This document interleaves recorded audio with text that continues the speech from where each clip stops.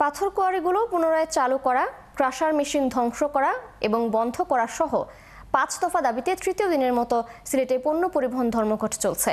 শ্রমিক নেতারা জানান, দাবি না মানা হলে আরও কঠোর কর্মসূচি দেওয়া হবে। বিস্তারিত সাকিব আহমদ মিঠুর প্রতিবেদনে।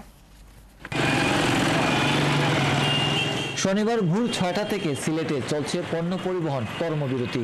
এতে ব্যবসায়ীরা পড়েছেন সমস্যায়।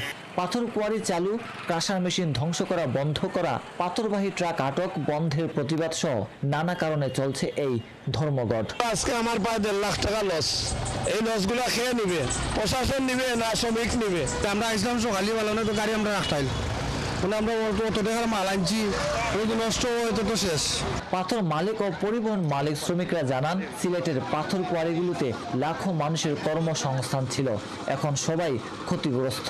গাড়ির মালিকরা কিস্তি দিতে পারতেছে না এবং গণ এবং পণ্য পরিবহন ধ্বংস করার জন্য যে আইনকে ওনার উপদেষ্টা মণ্ডলীর সদস্য রিজওয়ানা হাসান যে আইনকে বাস্তবায়ন করতে যাচ্ছে, এটা কিন্তু সারা বাংলাদেশের জনগণ কিন্তু মেনে নেবে না।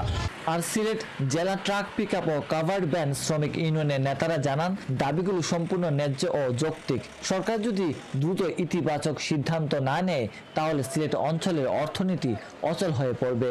48 ঘন্টার পরে যদি এর ভিতরে যদি ডিআইজি সাহেব, কমিশনার সাহেব, ডিসি সাহেব যদি আমাদেরকে লইয়া বসিয়ে একটা সমাধান না দেন, তাহলে আমাদের 48 ঘন্টার পরে আমরা এই পণ্য পরিবহন সহ গণপরিবহন সহ আমাদের আন্দোলন চলবে। প্রাণ প্রকৃতি রক্ষায় পরিবেশ কর্মীদের দাবিতে উচ্চ আদালতের রায় ও সরকারের সিদ্ধান্তের প্রেক্ষিতে 2020 সাল থেকে সরকারিভাবে সিলেটের পাথর কোয়ারি ইজারা স্থগিত রাখা হয়েছে।